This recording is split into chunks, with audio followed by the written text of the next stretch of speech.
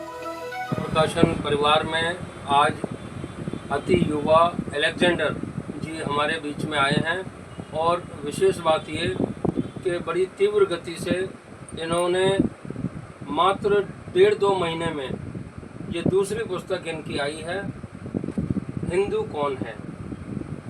जब हम हिंदू की बात करते हैं, हम हिंदुस्तान में रहते हैं, तो ये परिभाषा ये स्वयं बताएंगे कि इन्होंने क्या केंद्रित करके इस हिंदू कौन है पुस्तक का इन्होंने सृजन किया, लेखन किया।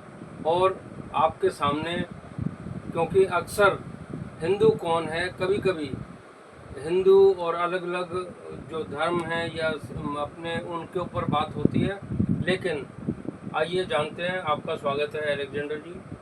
जी, आपका बहुत बहुत बड़े धन्यवाद इस बात के लिए कि हमें दोबारा मौका दिया है किताबें छपने के लिए। इसके लिए बहुत बहुत आभार, बहुत बहुत धन्यवाद। ये जो टाइटल है आपका हिंदू कौन है, इसके पीछे की कुछ कहानी है, और कहानी कुछ इस तरह की है कि हम लोग बचपन से देखते आ रहे हैं, जब से मैंने होश संभाला तब से देखते आ रहा कि हिंदू के नाम पर समझिए कि बहुत सारे देश में दंगे फसाद चल रहे हैं, पहले भी हुए, अभी भी हो रहे हैं। और जब समझिए कि कभी समझिए चुनाव आता है या कोई दंगा फसाद होता है, तो हमें हिंदू बताया जाता है कि तुम हिंदू हो, सारे हिंदू इकट्ठा होकर के वोट करो।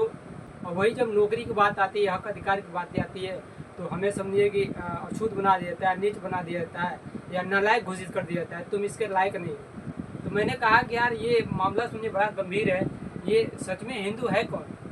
तो मैंने इसके बारे में काफ़ी खोजबीन किया, रिसर्च किया, और रिसर्च करने के बाद फाइनल मुझे वो सामने सुनिए रिजल्ट आया कि रियल में सच में हिंदू कौन। और फिर मैंने इस किताब के माध्यम से वो हिंदू कौन है वो आपके सामने मैं रखने का प्रयास किया।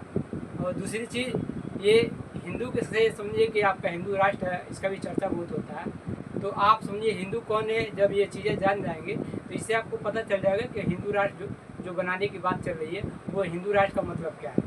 दूसरी बात कि भारत में सबसे बड़ी समस्या भी चल रहा है इसमें, समझिए जातिवाद की समस्या, सबसे बड़ा समस्या जाति की चल रहा है, जिसकी वजह से समझिए कि आए दिन समझिए बहुत ही बेकसूर समझिए निर्दोष लोग समझिए के साथ मारपीट हो रही है, बहुत ही उनका नुकसान हो रहा है। तो ये जाति व्यवस्था समझिए कैसे ख़त्म किया जाए, कैसे समाज में समझिए कि आपस में प्रेम भाईचारा पैदा करके एक साथ मिलजुल कर रहे, वो कैसे सद्भावना समझिए प्रेम भाईचारा पैदा किया जाए, इस समस्या का भी मैंने इसमें निदान कर दिया। इसलिए एक और बात है कि जो बहुजन समाज के लोग हैं कैडर देना चाहते हैं, बहुत सारे युवा साथी हैं, काम तो करते हैं मिशन की, लेकिन उनको बोलना ही नहीं आता समाज में खड़ा होकर क्या बोले, कैसे कैडर दें, किस स्टेप के बाद कौन सी बात बोलना है, कौन कहानी बोलना है, कौन कोटेशन बोलना है, ये पता नहीं चलता है। तो उनका भी मैंने इस किताब में समाधान कर दिया है कि कैसे आप कैडर देंगे। इस किताब को पढ़ने के बाद मैं गारंटी दे रहा हूँ कि 5 से 6 घंटे आप लगातार कैडर दे सकते हैं, एकदम बेहतरीन तरीके से, बहुत ही ज़बरदस्त तरीके से, क्योंकि इसमें एक से एक कहानियाँ, एक से एक किस्से हैं, एक से एक कोटेशन है, एक से एक समझे कविताएं हैं, दोहे हैं, और कैडर की बातें हैं। जब इसको आप पढ़ेंगे तो आपको वाकई लगेगा कि हाँ यार ये रियल चीज़ है। और मैं गारंटी दे रहा हूँ कि इस किताब को पढ़ने के बाद 10 बार तो धन्यवाद बोलेंगे मुझे कि ये किताब है। और एक और बात है लास्ट, ये किताब बहुजन समाज के जो लोग हैं, जो मिशन का काम कर रहे हैं, उनको उसी तरह से जिंदा कर देगा जिस तरह से आपका बाबा साहब को जो किताब था यूनिवर्सल ऑफ कास्ट, उस किताब को सुनिए कि कांसीराम साहब को जिंदा कर दिया था, उसी तरह ये किताब बहुजन समाज के लोगों को जिंदा कर देगा। और गुरु जी का एक बार हम और बहुत बहुत धन्यवाद आभार व्यक्त करते हैं कि दोबारा मुझे मौका दिया ये किताब छपने के लिए।